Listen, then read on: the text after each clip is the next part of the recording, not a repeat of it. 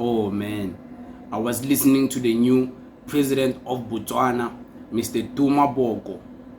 Yo man, this guy was speaking about some profound information, some profound wisdom, and advising and brutally advising the leaders all around Africa for the reason why they should decimate the corruption and corruption scandals. Excuse me. This guy was speaking about corruption and how corruption can be destroyed and the benefit of destroying corruption.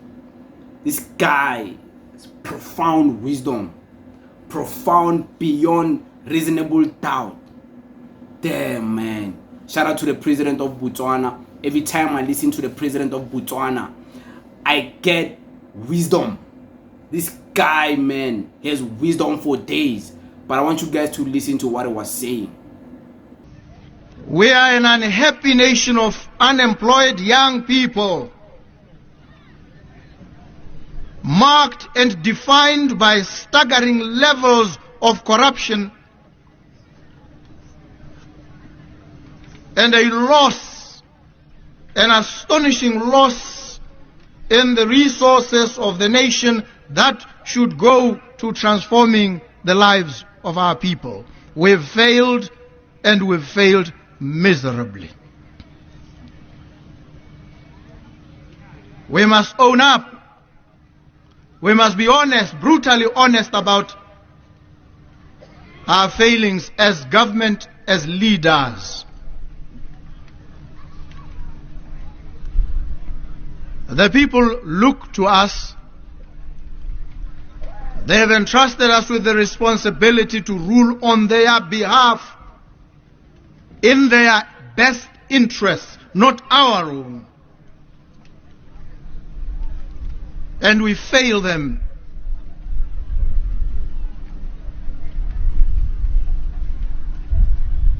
The Directorate on Corruption and Economic Crime has been in existence for 30 years now. We must ask ourselves, in that period of 30 years, have we managed to contain, reduce, and or eliminate corruption? Have we?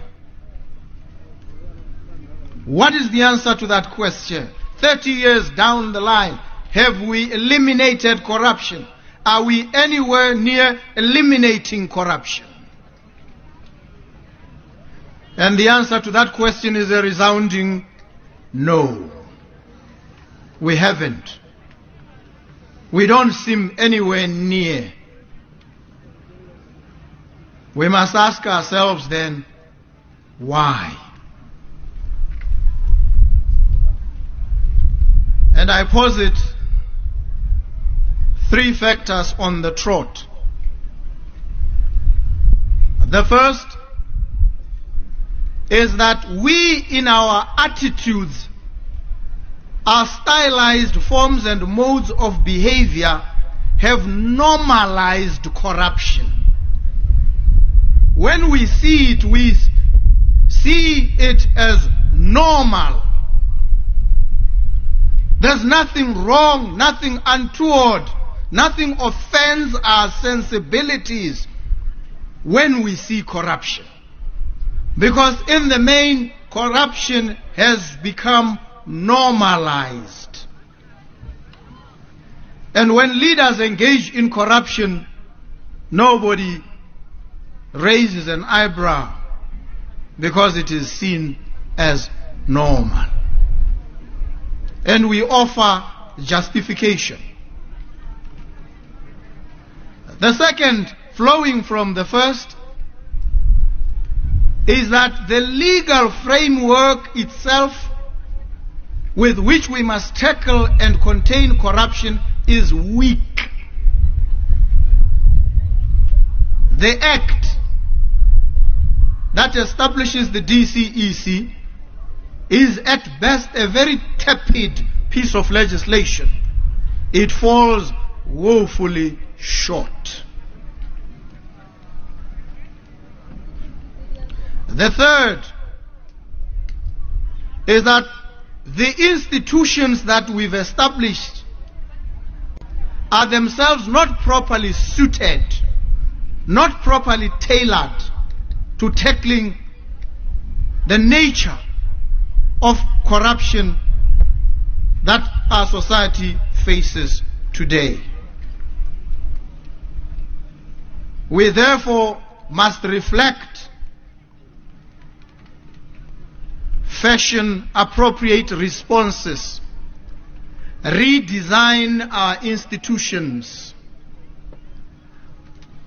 free ourselves from institutional idolatry, the worship of institutions that are dysfunctional. We must reimagine society.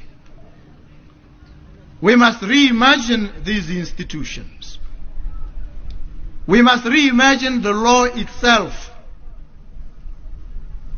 because it is a human artifact after all. And so if we achieve this reimagination of our institutions, we are then able to jolt ourselves out of the complacency in which we've rested. We have acceded to a number of international instruments. The SADC Convention Against Corruption, the African Union Convention on the Prevention and Combating of Corruption, the United Nations Convention Against Corruption. We have acceded.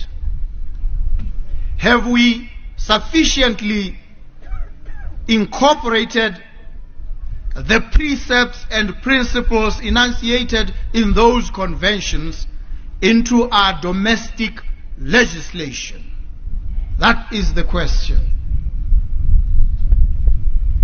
And so the challenge from today is to create an institutional repertory, a legal framework that enables us robustly to tackle, contain, and eliminate corruption.